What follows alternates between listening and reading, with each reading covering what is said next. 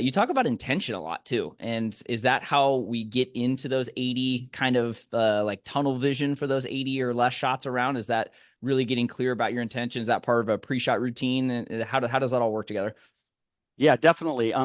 Focus, attention, concentration, those are similar words. The focus has different, I learned from, he was a sports psychologist for the Olympic team, and he talked about we go through these different quadrants when we focus. And golf, it's awesome because the ball doesn't move. So we actually can go all through all these quadrants. So let me quickly explain. So focus starts with what we call being externally broad. We get to our ball. Now, I would highly advise people to have a trigger that starts their routine. Maybe it's set the bag down, get out of the cart. Your first foot on the ground means it's golf time. We've shifted. And then ask questions about the environment. How is the lie going to affect the ball? Where's the wind coming from? How is my carry distance over the bunker? How firm is this green, right? I can ask all these questions. That's a lot of information. That's external to you and broad, ton of information. That's focus quadrant one. Then take that information in, we get internal. What does that mean to me? Well, you and I could play the same exact shot, and I guarantee you we're going to hit a different club. You're going to hit the ball further than I, you're going to have a shorter club, and we're going to still be fine and confident, but we know our game because we're analyzing it based on ourself. Now, part of the analyzing, everybody, is being aware of how you're feeling in that moment, okay? If you're mad, you're probably making a risky decision coming up here in a moment. So we have external broad, we bring that information in internally, we're figuring it out, and then we got to get narrow with it. We have to make a decision. So that's a form of focus too.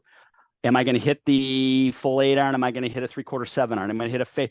Good players actually have harder time with that step 3 because they have too many tools in their toolbox. Okay. Ah, that's true. I could do this. I could do that. I don't, either one could work. I go, you only get one ball. Sorry. Okay. Yeah. So decision is a very now narrow part of focus, and it's internal still.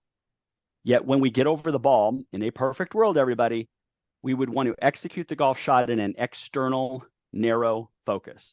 I am thinking of the target. I am reacting to the target. Okay. So those are what we call focus channels. Okay. Now, I use, as I mentioned before, ways to trigger the initial routine. When my bag goes down, it's golf time. I'm not talking to my buddies anymore. It's golf time, and my eyes go directly to the lie because I feel the lie of the ball is the most important element. Yeah. And I don't say, is this a good lie or a bad lie, everybody? That doesn't exist. I say, how is this lie going to affect the ball flight? Problem solve. Then I would go out to potential, looking at the hazards. Okay, I got to take a lot of information in. So realize that we have a start point, and then we actually take all this information, we start to funnel it down, and then we execute a shot.